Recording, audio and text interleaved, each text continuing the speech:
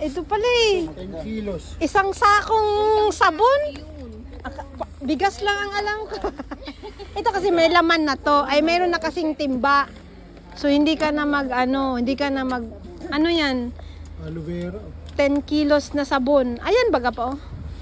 Detergent. 899. Te, hawakan mo dado. Dalhin mo muna to. Ayan ang dadalhin mo sa summer. Oo. Pwede na. Yan, isang timbang sabon.